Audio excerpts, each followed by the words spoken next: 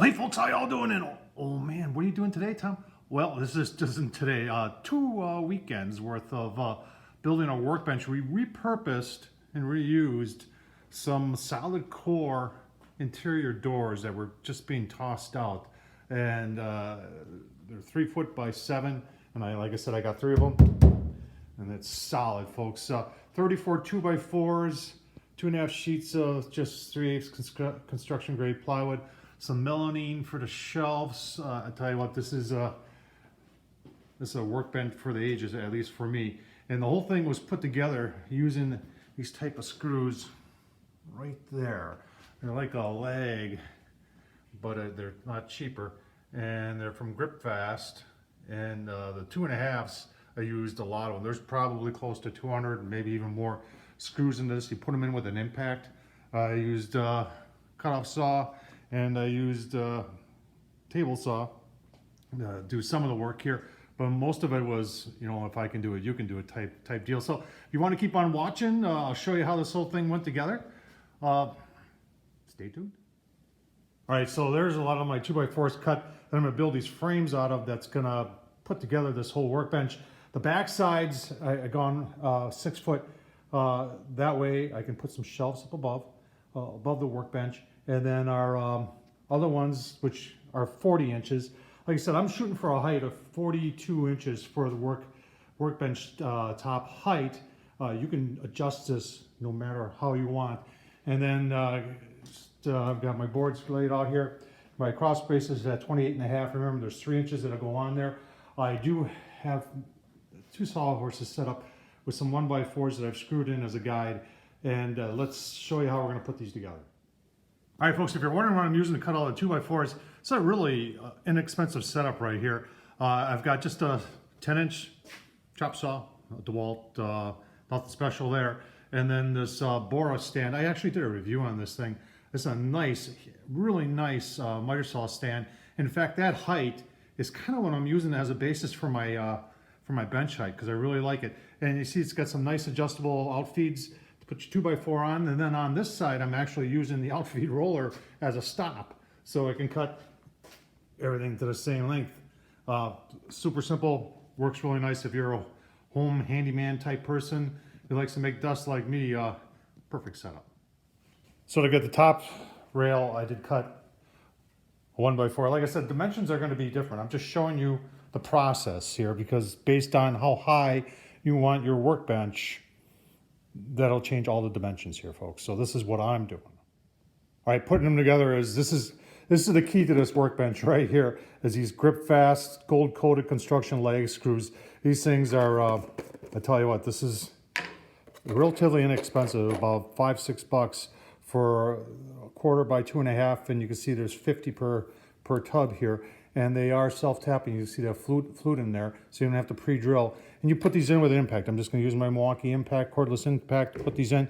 I've got my jig all laid out here, squared everything up, so I can kind of put the things together, and then they goes together real quick. Let's put one together, shall we? Impact makes it really fast, folks.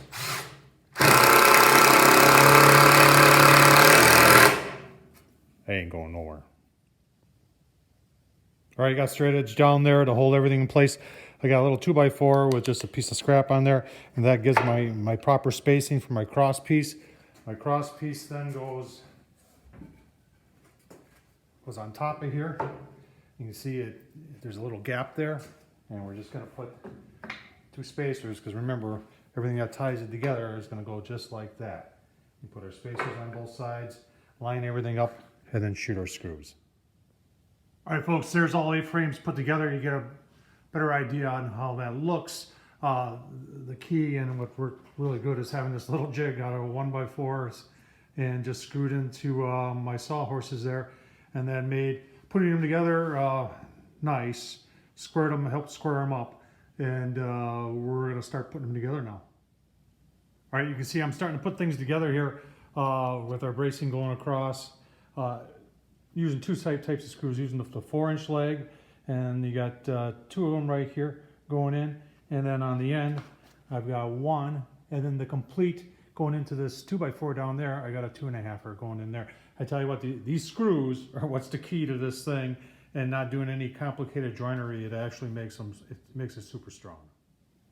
All right, so got a little bit carried away with time here, folks. I haven't given you much for them, but I've got the first section framing in kind of complete.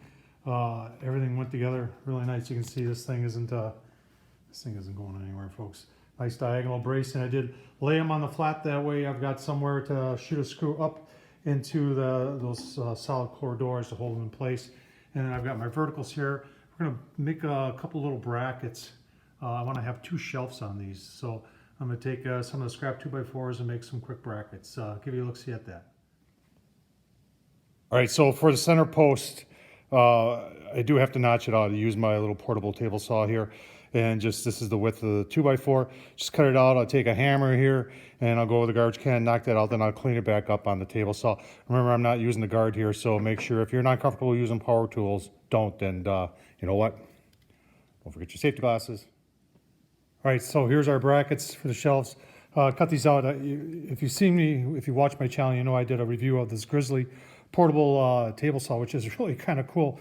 And I cut these shoulder cuts on this little portable, and you know, almost 3.5, about 3¼ inches that blade will come up. So that's pretty impressive. And nice clean cuts on it. Took and beveled it. And we're just going to take some more of those other screws, some smaller ones, 1 5/8 sometime, and just this time, and just attach them.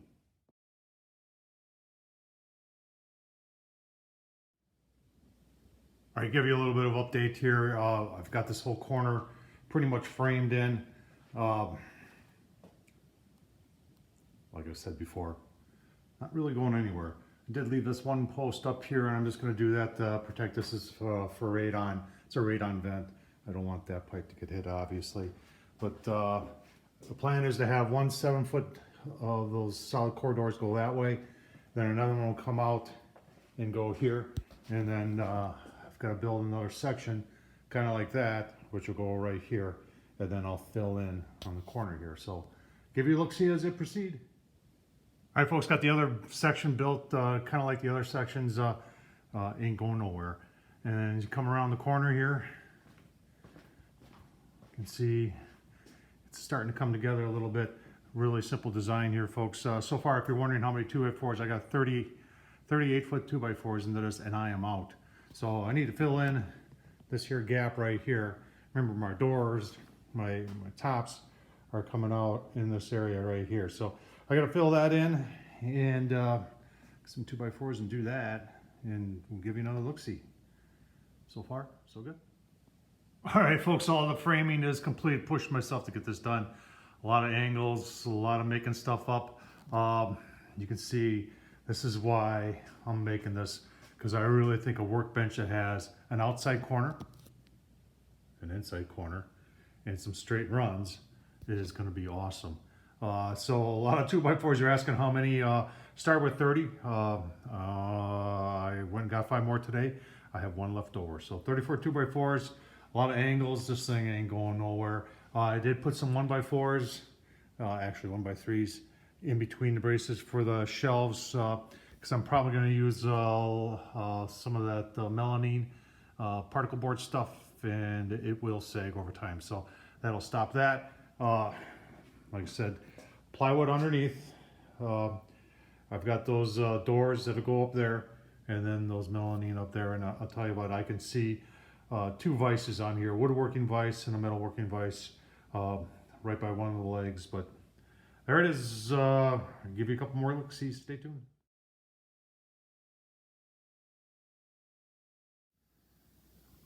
All right, here's a progress update. Started putting the plywood on the bottom. That's just exterior 3/8 inch. Cut the fit, and then I'm just using some 1-inch staples to put them in. There's really no reason to screw them in.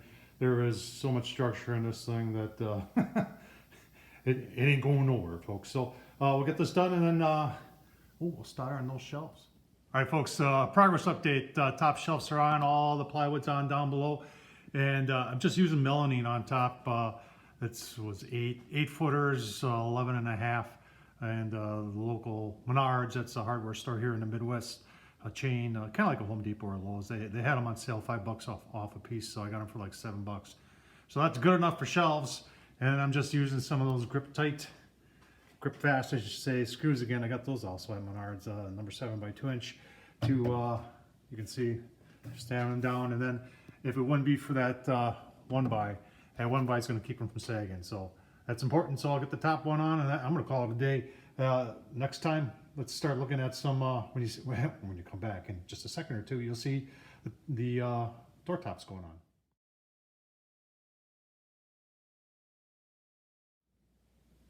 All right, folks, I haven't given you an update in a couple days, but there's the doors. I've been doing some prep work for them.